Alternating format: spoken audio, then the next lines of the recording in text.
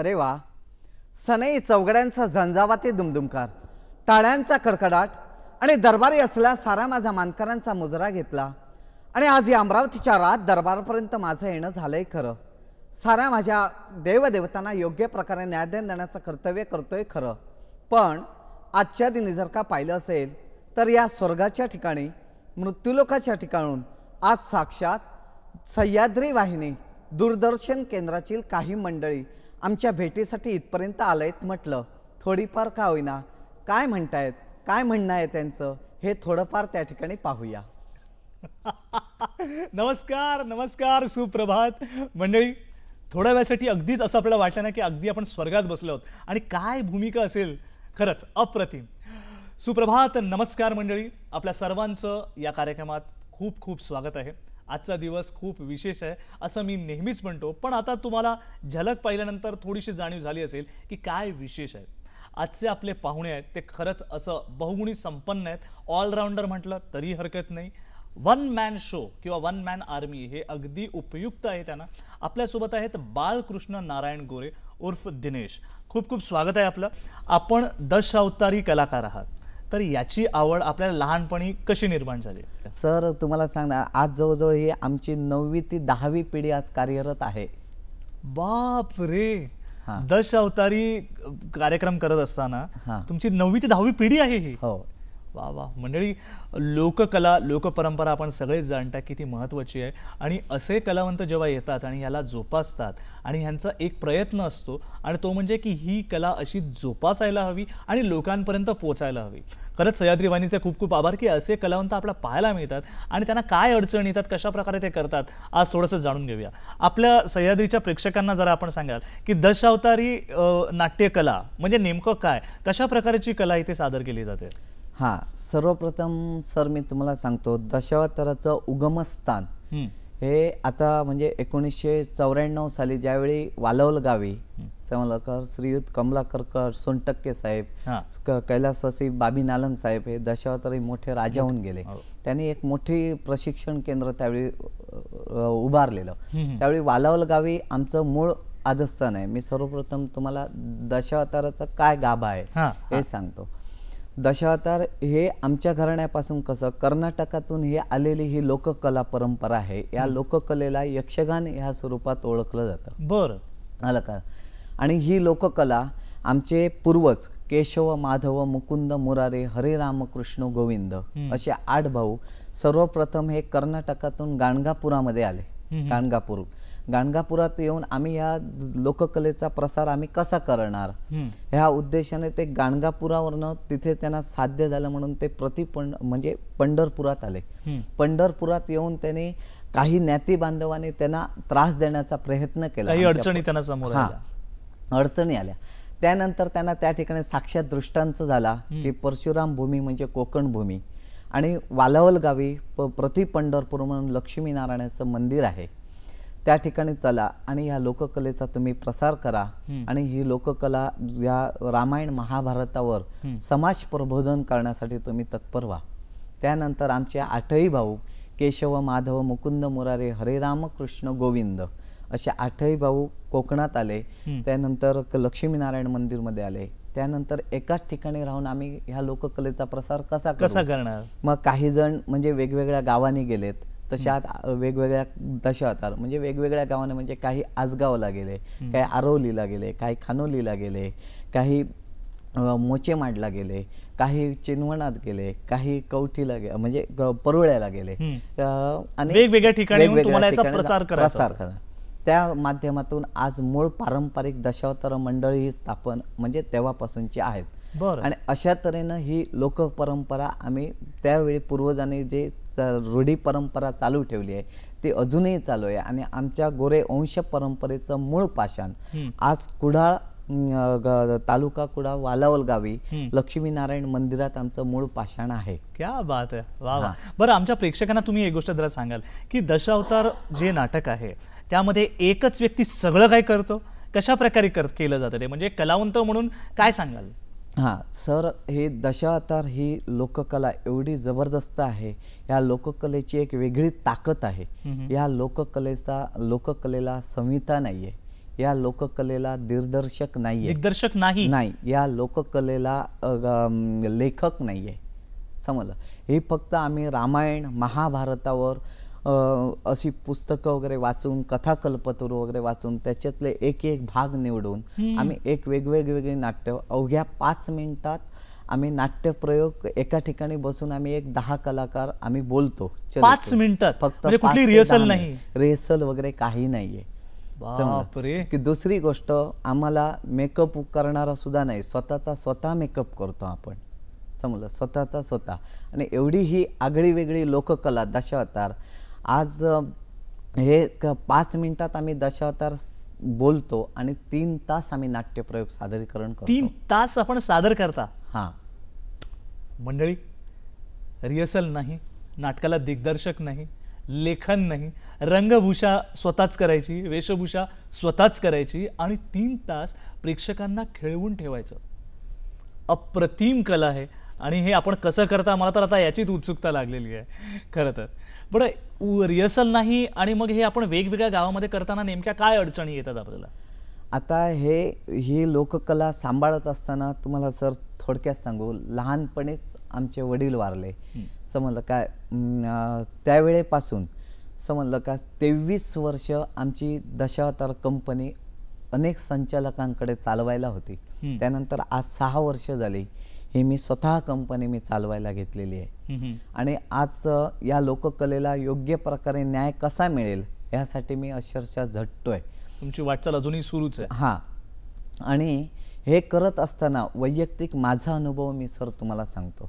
समजलं, ही लोककला परंपरा मी दशावतार माझी स्वतः कंपनी चालवायला घेतली त्यावेळी मला आर्थिक परिस्थितीला जबरदस्त सामोरं जावं लागलं. आणि इतकं सगळं करायचं म्हणजे तुम्हाला खरंच का तर आज आमचे कलाकार आहेत, कलाकार मंडळी 15-16 आम्ही कलाकार असतो. त्यांना ॲडव्हान्स ही पद्धत आता झालेली आहे, ते त्यांना द्यायला पाहिजे. आज आमची मंडळींना प्रवास करण्यासाठी आम्हाला गाडी वगैरे हा खर्च आहे जबरदस्त. त्यामुळे पहिली इन्व्हेस्टमेंट आणि सगळं शून्यातून मला उभं करावं लागलं. त्यावेळी मी तुम्हाला सर सांगू, एवढी मूळ पारंपरिक ही लोककला असून सुद्धा मला त्यावेळी एका गोष्टीची कीव वाटली. मी अनेक बँकांकडे ह्यासाठी मी न्याय मागण्यासाठी गेलो की बुवा ही माझी परंपरा आहे, लोककला आहे, नाट्य कंपनी मी आता वडिलांनंतर मी चालवतोय, मला काहीतरी अर्थसहाय्य इथून काय आहे काय तुमच्याजवळ फॅसिलिटी.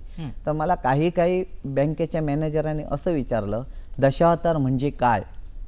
मला एवढं त्यावेळी हे वाटलं ना. त्यानंतर मी आलो, नंतर आमची ब्राह्मण पतसंस्था आहे तिथून लोन वगैरे काढून असं सगळं करून एकदा कंपनी उभी केली. आलं का लक्षात. त्यानंतर मला भरपूर अडचणी आल्या. त्या अडचणींना मी सामोरं जाऊन आज मी व्यवस्थित आहे. क्या बात आहे. बरं, आता आपण दशावतार नाट्यछटाचा उल्लेख केला तर आमच्या प्रेक्षकांसाठी जरा एक छटा आपण जरा सादर केली तर सकाळ आमची अधिक प्रसन्न होईल. ठीक आहे, हरकत नाही. अरे वा, समाधान वाटू लागलं. ओम नमो भगवते वासुदेवाय नारायणाय. हरि ओम नमो भगवते वासुदेवाय नारायणाय. हरि ओम नमो भगवते वासुदेवाय नारायणाय. काय माझ्या भक्तांचा अनुपम्य अशा प्रकारचा भक्तिमहिमा म्हणावा लागेल. खरंच साऱ्या माझ्या वैष्णव भक्तांच्या मुखकमलातून एकच मुखद्गार निघतायत की आकाशात पतितम तोयम यथा गच्छते सागरम सर्वदेव नमस्कारेम केशवम प्रतिगच्छते.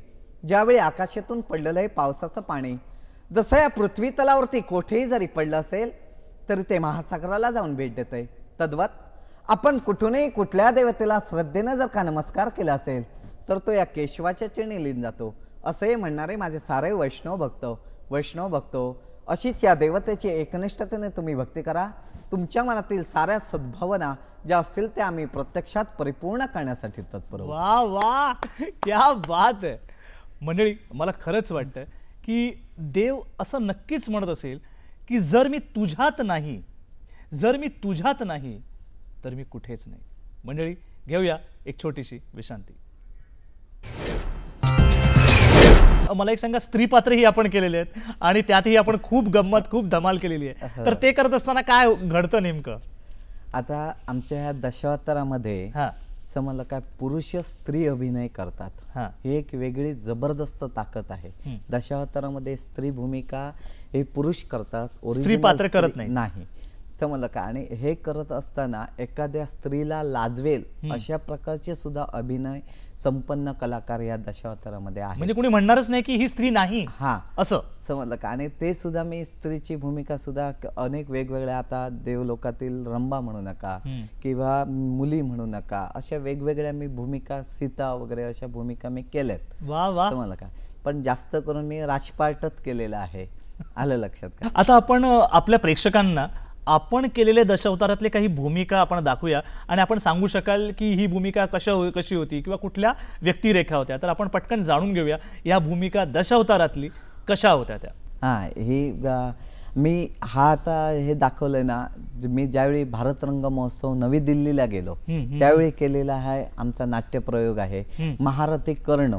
आणि तो सादरीकरण करत असताना आम्ही फक्त 1 तास 10 मिनिट हा नाट्यप्रयोग केलाय. आणि ह्यामध्ये मी धर्माची भूमिका केली होती. बरं, आलं का लक्षात. आणि अशा तऱ्हेनं ही आम्ही भूमिका त्या ठिकाणी सादरीकरण करून एक दशावताराला चांगल्या प्रकारे ग्लॅमर मिळवून दिला. आता जी आपण व्यक्तिरेखा पाहतोय ही व्यक्तिरेखा कोणती. ही व्यक्तिरेखा आहे, ही कर्णाची व्यक्तिरेखा आहे. बरं. हा समजला. हा आमच्या दशावतारातील कलाकार आहे. अनेक कलाकारांचं हे आलं का लक्षात. आणि त्या ठिकाणी हे सादरीकरण असताना एक वेगळा आम्हाला आनंद सुद्धा मिळाला. जागतिक ऑलिम्पिक महोत्सवाच्या वेळेला आम्ही सादरीकरण केलं. बरं, एक तुम्हाला विचारायला आवडेल की आतापर्यंत आपण जिथे जिथे दशावतारी नाटक केलेलं आहे तिथे मिळालेली उत्कृष्ट दाद किंवा आपल्याला लक्षात राहिली आहे की मी हे कधीच विसरू शकत नाही असं काही लक्षात आहे का. एक दिवस आम्ही भरत भेट हा नाट्यप्रयोग एका गावी आम्ही सादरीकरण करत होतो. आणि त्या ठिकाणी कैकसीची भूमिका करणारे स्त्री कलाकार होते. समजलं काय. आणि दशरथ म्हणजे ती दशरथांकडनं ती वचन घेते की 14 वर्षाच्या वनवासासाठी आता रामाला पाठवायचं. आणि तो जो प्रवेश होता आणि रामाला वनवासाला पाठवायचा प्रवेश होता, तुम्हाला खरं सांगू अक्षरशः प्रेक्षकातून एक 5-6 बायका उठल्या आणि कैकसीची भूमिका करणारे श्री म्हणजे हे आम्हाला आदरणीय आहेत शंकर मोरे अक्षरशः यांना शिव्या घातले नाही. म्हणजे एवढी त्यांनी दर्जेदार कला त्यांनी सादरीकरण केली त्या ठिकाणी. आणि त्या ठिकाणी आम्ही मग नाटक थांबवलं आणि त्या ठिकाणी आम्हाला सांगावं लागलं की बुवा हे आम्ही नाटक करतो, तसं काही नाहीये, तुम्ही राग नका असं. म्हणजे हा प्रसंग ऍक्च्युअली घडलेला आहे. ऍक्च्युअली घडलेला आहे. व्यासपीठ आम्ही जवळजवळ एक 15-20 मिनिट नाटक थांबवलं. ती बायका, ते राम, सीता, मी सीतेची भूमिका केलेली त्यावेळी, आणि लक्ष्मण वनवासाला निघतायत अयोध्येतून, आणि दशरथ, आणि ती अक्षरशः अंगातच भिनलेली त्याच्या. म्हणजे प्रेक्षकांना सुद्धा वाटू लागलं की प्लीज नको, हे चुकीचं होतंय, नका पाठवू आम्हाला कुठे, असंच त्यांच्या उत्स्फूर्त प्रतिक्रिया आलेल्या आहेत. वा वा, क्या बात आहे. बरं, हे करत असताना मध्ये कुठेही दशावतार नाटक करताना मध्ये इंटरव्हेल किंवा असं काय असतं? नाही, काहीच नाही. नाही. आमची ही लोककला आहे ती नॉनस्टॉप चालू आहे. एकदा नाट्यप्रयोग चालू झाला की संपेपर्यंत मध्ये चालू, मध्ये नाटक थांबवणं, 1 भाग 2 भाग वगैरे असं काही नाहीये. मंडळी, मला इथे एक गोष्ट आवर्जून सांगावीशी वाटते. आपल्यापैकी किती जण आहेत जे प्रत्येकाला म्हणतात की बाबा मला थोडासा ब्रेक हवा आहे, नाही कंटाळा आला आहे. आपल्याकडून हे वाक्य किती वेळा येतात. आणि एकीकडे असे कलावंत आहेत जे आपली कला जोपासून ही कला लोकांपर्यंत पोहोचवण्यासाठी अजून पण केविलवाणी धडपड करत आहेत. आणि हे करत असताना आपल्याला कळतं आहे की खरंच कुठेही ब्रेक न घेता आहे त्या परिस्थितीशी जुगाडा करून पुढे मात्र जायचं आहे आणि काही करून प्रयोग थांबवायचा नाही आहे. आपला प्रयोग हा सुरूच राहिला पाहिजे. ह्यांचा हा प्रयत्न खरंच किती मोठा आहे. आणि अजूनही या प्रयत्नातच ही सगळी मंडळी आहेत. आज बाळकृष्ण गोरे असतील किंवा यांचे अजूनही अनेक सदस्य असतील, पण सगळ्यांचा ध्यास मात्र एकच आहे की लोकांना एंटरटेन करणं, मनोरंजन करणं, तेही आपल्या कलेच्या माध्यमातून. बाळकृष्ण गोरे, हे सगळं सांगत असताना मला सांगा की कवटीमध्ये आपण जेव्हा ते केलं तर ती मंडळी किती प्रेम करतात तुम्हाला? काय सांगू तुम्हाला सर. मी बालपणी ज्यावेळी शाळेमध्ये आम्ही एक नाट्यप्रयोग केलेला, समजलं का, त्या नाटकामध्ये मी नारदाची भूमिका केलेली. आणि मी त्यावेळी तोडकं मोडकं पावना वामना हे गाणं म्हटलेलं. अजूनही माझी ती आठवण काढतात गावात लहानपणी. आणि मी नारदाची, मला त्यावेळी भरपूर बक्षिसं सुद्धा दिलेली. वा बुवा, बाबांच्या नंतर बुवा करतलो, दशावतार सांभाळतलो, असं एक मालवणी भाषेत हे. त्यानंतर तुम्हाला सांगू, मी आमचं एक सातेरी प्रासादिक बाल दशावतार म्हणून एक स्थापन केलं बुवा करूया नाट्यप्रयोग अच्छा. आम्ही आमच्या मुलात. हा. त्यावेळी तुम्हाला सांगू श्रीयुत मधुकर खडपकर आमच्या कवठी गावातील, भरत खडपकर, त्याच्यानंतर नारायण पाडगावकर यांनी मला म्हणजे आम्ही त्या ठिकाणी नाट्यप्रयोग करत असताना आमचे सर्व मंडळींनी त्या ठिकाणी चांगलं मार्गदर्शनही केलं. आणि त्या ठिकाणी नंतर मी स्वतः कंपनीमध्येच मी विराजमान झालो. आणि नंतर ही लोककला आम्ही पारंपरिक सांभाळतो. आज गावाकडनं जर म्हणाल तर मला चांगल्या प्रकारे सहकार्य आहे. आमचं दीपमाळी मित्रमंडळ आहे, त्याचप्रमाणे कवठीयोग मित्रमंडळ आहेत. त्यानंतर आमचे तिथे सामाजिक कार्यकर्ते श्री संजय करलकर यांनी तर म्हणजे इकडे मुंबई वगैरे अशा ठिकाणी वेगवेगळ्या चांगल्या चांगल्या माणसांची ओळख घालून दिली. आणि त्यांनी सुद्धा आम्हाला चांगल्या प्रकारे दशावताराला सहकार्य करतात. आणि गावाकडनं मला जबरदस्त म्हणजे भरभरून प्रेम मिळतं. भरभरून प्रेम आहे मला. बरं, एक प्रश्न असाही विचारावा वाटतो. हा खूप पर्सनल प्रश्न आहे, पण तरीही आता कसं आहे की तुम्ही कवठीमध्ये आहात, ती सगळी मंडळी तुम्हाला ओळखतात. कधीतरी हेच दशावतारी नाटक कोकणी भाषेत किंवा मालवणी भाषेत पण करता का? कोकणी भाषेत म्हणजे कसं आहे माहिती आहे सर, नाट्यप्रयोग आता एखादं पात्र कोकणीमध्ये करतात. अच्छा, हा एखादं पात्र म्हणजे समजलं काय, म्हणजे कोकणीमध्ये एखादं पात्र नाट्यप्रयोग आम्ही शुद्ध भाषेतच करतो. अगदी अगदी. तुम्हाला थोडक्यात सांगण्याचा धनगर, कोळी वगैरे असे जे मडवळ वगैरे असे जे आहेत ना, ते मालवणीमध्ये हे आहेत पात्र. ती म्हणजे स्पेशलिस्टच आहेत. ती कसं ती मालवणी बोलणारीच माणसं समजलं काय, म्हणजे बाकी सुद्धा करतात कलाकार, पण ते कॉमेडी पात्रानं ते करायचं आहे. पण असं तुम्ही कधी केलंय किंवा आपल्या प्रेक्षकांना जर हे मालवणीतलं एक छोटंसं जर बोलायचं असलं या सकाळी, तर ते कशा प्रकारे बोलतील? याच दशावतारी नाटकातला एक भाग असं म्हटलं तर. मी केव्हाही सुद्धा असं मालवणी किंवा कॉमेडी वगैरे केलेलं नाहीच केलं. नाही, केव्हाच नाही केलं. अच्छा, अतिशय गंभीर आहेत, पण ते खऱ्या आयुष्यात ही थोडेसे गंभीरच आहेत. आज थोडंसं हसतायत, खरं तर आमचंच भाग्य असं म्हणावं लागेल. बरं, कृष्णाची भूमिका आपली गाजली, आपण विष्णूंची भूमिका ही खूप छान केली. तर ही भूमिका करत असताना सतत काय असतं मनात? सर कसं आहे माहिती आहे, एक वेगळ्या प्रकारचं दडपण असतं. हे आम्ही जे वाचून खूप म्हणजे खूप हे करतो, काय सांगा, वाचणं, अभ्यास. दुसरी गोष्ट, आज ना आम्ही नाट्यप्रयोग सादरीकरण करत असताना काही अशी जबरदस्त मंडळी आहेत, त्यांना रामायण महाभारतातील भरपूर गाढे अभ्यास आहे त्यांचा. आम्ही ज्यावेळी व्यासपीठावर जातो ना, आम्ही काय बोलताना चुकतो की काय, आलं का लक्षात? तो एक मोठ्या प्रकारचं दडपण असतं. दुसरी गोष्ट, एवढे प्रेक्षक असतात. आम्ही आता कलाकार समोरून बोलत असताना मी जर एक डायलॉग बोललो तर तो समोरून काय बोलेल हे आपल्याला माहीत नसतं. त्यावेळी म्हणजे एक काय, त्यावेळी त्याच्या समोरच्या प्रश्नाला समोरप अशा प्रकारचं आम्ही कसं उत्तर देऊ, एक दडपण असतं. अभिनयाचं सुद्धा दडपण असतं. चारही सगळं. एकतर आमच्या दशावताराला काहीच नसल्यामुळे ना, डायरेक्ट स्टेजवर आपल्याला एकदा सर तुम्हाला सांगू, एक आमचं दशावतार हे एक बाकडा, 3 खुर्च्या, मला हाच आमचा स्वर्ग, हाच आमचा मृत्यूलोक, हेच आमचं अरण्य, सगळं तेच, ते सर्व तेच. आणि अशाच ह्याच्यात आम्ही आमच्या वक्तृत्वावर, आमच्या बोलबच्चनावर आम्ही ते वातावरण निर्मिती करून आम्हाला सर्व प्रेक्षकांना खेळून ठेवायची एक ताकद असते. क्या बात आहे. मंडळी, ही चर्चा अशीच सुरू राहणार आहे, पण तत्पूर्वी वेळ झालेली आहे एका छोट्याशा विश्रांतीची. घेऊया छोटीशी विश्रांती.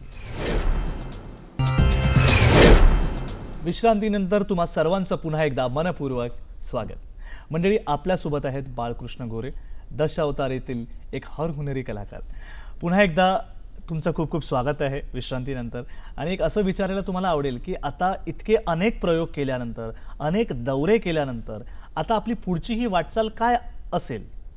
हां सर, आता पुढची वाटचालच्या दृष्टिकोनातून जर विचार केला असेल ना सर, या दशावताराला मी अनेक व्यासपीठं गाजवली. समजलं, दिल्लीलाही गेलो, जागतिक ऑलिम्पिक झाले, सगळे मला मान सन्मानही भरपूर म्हणजे भरपूर सत्कार झाले. मी तृप्त झालेलो आहे. फक्त आता ही मूळ परंपरा आहे, ही मूळ माझी परंपरा दशावताराला आतापर्यंत सर एवढं म्हणजे संकटांना सामोरं जाऊन, ज्यांनी आमच्या पूर्वजांनी म्हणू नका, अनेक दशावतारी दिग्गज कलाकारांनी ही लोककला परंपरा सांभाळली. त्यांना कुठेतरी न्याय मिळवून द्यायच्या दृष्टिकोनातून या लोककलेला लोकाश्रय आमच्या कोकणातील काही तालुक्यापुरता आहे. ह्या लोककलेला लवकरात लवकर राजाश्रयाच्या दृष्टिकोनातून माझे जबरदस्त प्रयत्न राहतील. क्या बात आहे. बरं, आपल्या प्रेक्षकांना आता आपण एक छानशी झलक दाखवणार आहोत. दशावतारी जे कलाकार आहेत जेव्हा ते आपली कला सादर करतात तेव्हा ती साधारणतः कशी असते या सकाळी बघूया आपण. ही भूमिका साकारत असताना तो आवाज, ती शैली आणि ते एकंदरीत बॉडी लँग्वेज ज्याला आपण म्हणू ती पाहू शकता आपण.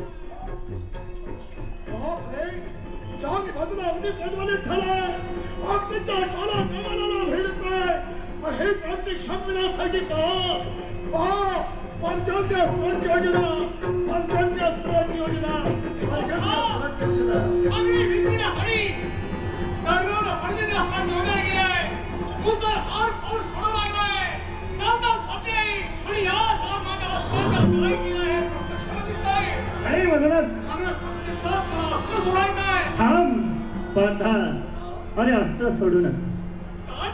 अरे जिथं आपल्याला उपद्रव होत नसेल तर तिथं आपल्याला काय करायचंय. मंडळी, एक गोष्ट मला इथे आवर्जून म्हणावी अशी वाटते, ती म्हणजे आपण कधी कुणाला म्हणालो की 2 मिनिटं काही म्हणाल का आपण, त्यांचा पहिला प्रश्न असतो काय बोलायचंय, काय बोलायचं हा पहिला प्रश्न असतो. आणि इथे अशी कलावंत आहेत ज्यांना फक्त गाभा माहिती आहे आणि 3-3.5 तास प्रेक्षकांना खेळवून ठेवतात. खरंच किती कौतुकास्पद आहे. एक प्रश्न मला बाळकृष्णजी तुम्हाला असाही विचारायला आवडेल. आता आपण इतके प्रयोग केलेत, आपला इतका मोठा अनुभव आहे, पण तरी पण असं कधीतरी वाटतं का की या दशावतारी नाटकाला जर लेखन असेल किंवा जर दिग्दर्शन असेल आणि थोडं रिहर्सल करायला जर मिळालं तर बदल होण्याची काय शक्यता? येस सर, तुम्ही मुख्य तुम्हाला प्रश्न विचारलात, मलाही बरं वाटलं सर. आता माझ्या दृष्टिकोनातून नेटनेटकेपणा दशावतार कसा सादरीकरण होईल. ज्यावेळी नावीद इनामदार साहेबांशी आम्हाला तुम्हाला सांगू, मी दिल्लीला गेलो. हा महारथीकरण आता तुम्ही नाट्यप्रयोग जर एक क्षण जो बघितला सर, हा नाट्यप्रयोग मला एवढं दडपण होतं, मी 78 रेसली करून घेतल्या कलाकारांकडनं. बाप रे, समजलं. आणि त्याच्यातून जे 3.5 तासाचा नाट्यप्रयोग कमी कमी कमी करून आम्ही 1 तास 10 मिनिट आणि 1 तास 45 मिनिट वर आणलं. बाप रे. आणि ते सुद्धा आता आम्ही कसं दिवसा आम्ही बसून वगैरे गाणी बसवणं, त्याच्यानंतर कलाकारांचा संवाद आपण कसं रात्री बोलायचं, एकामेकाबद्दल सध्या आम्ही बोलत असतो. पण आता सर माझा एक पुढे दृष्टिकोन असा आहे की या लोककलेला समजलं ना, या लोककलेला गुरु शिष्य परंपरा व्हावी. समजलं का, गुरु शिष्य परंपरा व्हावी या हेतूनं समजलं काय कला केंद्र कला दालन व्हावं, जेणेकरून पुढच्या पिढीला समजलं काय ह्या लोककलेबद्दल एक आस्था निर्माण होईल आणि ह्या लोककलेला चांगल्या प्रकारे एक दर्जा निर्माण होईल, जेणेकरून चांगलं उत्कृष्ट गायन, चांगले आणि कडक अभिनय वगैरे अशी काय होईल या दृष्टिकोनातून आता महाराष्ट्र कामगार कल्याण महामंडळ आहे त्यांच्या माध्यमातून ते आता सध्या MK गावडे प्रबोधिनी आता अनेक संस्था कोकणामध्ये कार्यरत आहेत. याच्या व्यतिरिक्त त्यांच्या माध्यमातून आम्ही 3 दिवसीय 5 दिवसीय असं प्रशिक्षण वगैरे राबवतो. आणि जे ज्येष्ठ कलाकार आहेत त्यांना त्या ठिकाणी प्राधान्य ते त्या ठिकाणी बोलवून आम्ही एक त्यांचा अनुभव घेत असतो. वा वा, क्या बात आहे. बरं, अनेक ठिकाणी आपले सत्कार झालेले आहेत, आपल्याला सन्मान देण्यात आलेला आहे, तर त्यातला सगळ्यात हृदयाच्या जवळचा सत्कार कुठला? हृदयाच्या जवळचा सत्कार म्हणजे मी सर्वप्रथम मला जो पुरस्कार मिळाला तो सिंधुरत्न कला गौरव पुरस्कार मिळाला. आणि हा पुरस्कार घेत असताना मला एवढं भरभरून आलं की आमच्या वडिलांच्या पश्चात ज्या आईनं मला लहानाचं मोठं केलं, आलं का लक्षात, जिने अक्षरशः आम्हाला पदराच्या आड आम्हाला जोपासलं, समजलं, सगळं दुःख सुख दुःख बाजूला ठेवून आम्हाला हे चांगले दिवस आले. त्यावेळी मी माझ्या आईला, माझ्या भावाला समजलं आणि माझी बायको, लहान मुलगा यांना घेऊन आमचे पालकमंत्री त्यांच्या समयेत जो माझा सत्कार झाला मला, तो क्षण मी आयुष्यात केव्हा विसरू शकत नाही. मी माझी जी ट्रॉफी होती आणि मला जो काय पुरस्कार मिळाला त्यावेळी मी तो आईच्या हस्ते मी सर्वप्रथम मी पुरस्कार घेतला आणि तो मी केव्हाही विसरू शकत नाही. आणि याच्यासाठी मला घरातून सुद्धा आणि आईकडनं म्हणजे माझी बायकोकडनं सुद्धा मला चांगल्या प्रकारे सपोर्ट असतो. आणि मी रात्री अपरात्री सुद्धा येतो घरी, त्यावेळी सुद्धा आमच्या गणपतीचा मला खूप आशीर्वाद आहे. वा वा. आपण मगाशी सुरुवातीलाच उल्लेख केला होता की 800 वर्षापूर्वी जी गणपतीची मूर्ती आहे त्याला नमन करून तो अजूनही तुमच्याकडे फोटो आहे. हो सर, फोटो नाही, आज मूर्तीच आमच्या आहे. घरात मूर्ती आहे, ती लाकडी मूर्ती आहे. समजलं काय, मी त्याची एवढी कडक जोपासना करतो सर. आणि त्याची जोपासना म्हणजे आज 6 वर्ष झाली माझ्या घरात केव्हा नंदादीप विजलेला नाहीये. मी पंचगव्य शुद्धीकरण करून गणपतीला जेवढं चांगल्या प्रकारे तेज निर्माण येईल एवढं भरपूर जेवढी शुद्धता त्याच्याजवळ आम्हाला करता येईल तेवढं मी कार्यरत करतो. आणि तो गणपतीची जी काय परंपरा आहे, मूळ परंपरा, रूढी परंपरा आहे, ती सुद्धा मी जोपासतोय. बरं, दशावतारी नाट्यछटा हे करत असताना गणपतीची आरती काही वेगळ्या पद्धतीची असते का? हां, असते. आता आमचं कसं दशावतारी ही आरती आहे, समजलं काय, ती आरती आम्ही सर्वप्रथम आमचे वार्षिक जत्रोत्सव संपले की आमची एक देवसेवा करण्याची आमची पद्धत आहे. आलं का लक्षात? मी आता अमावास्या ह्याची महाशिवरात्रीची अमावास्या झाल्याच्यानंतर येणारा बुधवार, त्याच्यानंतर रविवार, त्याच्यानंतर शुक्रवार असा वार धरून आम्ही देवसेवा करतो. बरं, त्याची थोडीशी छोटीशी झलक आमच्या प्रेक्षकांसाठी सादर करू शकाल का? जी आरती करण्याची एक वेगळी विशिष्ट पद्धत आहे. हां, ते कसं सांगा, आता ते वाद्य वगैरे वाद्य ठीक आहे, पण आम्ही समजू शकू, पण आम्हाला ते खरंच जाणून घ्यायला आवडेल. म्हणजे कसं, आता ती आरती अशी आहे थोडक्यात, म्हणजे कसं, नवल गुरु रायाची धन्य आरती, म्हणजे असं एक वेगळं वेगळाच सूर आहे. हा, वेगळे सूर आहेत ते. कसं पेटी वगैरे असल्यानंतर व्यवस्थित हे करू शकतो. अगदी अगदी अगदी. पण आता हे करत असताना आपले जे प्रेक्षक आहेत त्यांना तुम्ही जाता जाता काय सांगू इच्छिता? जाता जाता माझं एकच आहे, आमच्या लोककलेला जसं आतापर्यंत तुम्ही सांभाळलं, समजा आम्हाला तुम्ही स्वीकारत आहात, तसंच याच्या पुढे तुम्ही आम्हाला स्वीकारा. तुमचा भरभरून आशीर्वाद आहे तो आमच्या लोककलेच्या मागे राहून दे, जेणेकरून आम्ही चांगल्या प्रकारे नीटनेटके दशावतार सादरीकरण करून लोकाश्रया करून आता आमची राजाश्रयाकडे झेप आहे. त्या दृष्टिकोनातून आता वेगवेगळ्या तऱ्हेने आम्ही हे करतो. लोकांनी फक्त आम्हाला एक प्रोत्साहन जसं आम्हाला आतापर्यंत दिलं तसंच याच्यापेक्षाही प्रोत्साहन द्यावं आणि या लोककलेला पुढची वाटचालीसाठी शुभेच्छा द्याव्यात. वा वा. आपली वाटचाल अशीच चालू राहो, लोकांचं मनोरंजन करत राहो आणि येणारा प्रत्येक क्षण आपल्या आयुष्यात खूप आनंद घेऊन येऊ. खूप खूप सह्याद्री वाहिनीतर्फे आपल्याला शुभेच्छा. अरे वा, खरंच समाधान वाटलं. आजच्या दिनी जर का पाहिलं असेल तर राजदरबाराच्या ठिकाणी साक्षात आज सह्याद्री वाहिनी दूरदर्शन आज इथपर्यंत आलं. त्यांना योग्य प्रकारे मी मानसन्मान देऊन त्यांनी जो का आमच्याबद्दल जे का दशावताराबद्दल ज्या काय व्यथा आहेत त्या व्यथा त्यांनी जाणून घेऊन आज थेट प्रेक्षकांपर्यंत त्यांनी पोचवण्याचं कार्य केलेलं आहे. खरंच पुढच्याही वाटचालीसाठी तुम्हालाही शुभेच्छा. खरंच आम्ही मनपूर्वक तुमचे आभारी आहोत. धन्यवाद.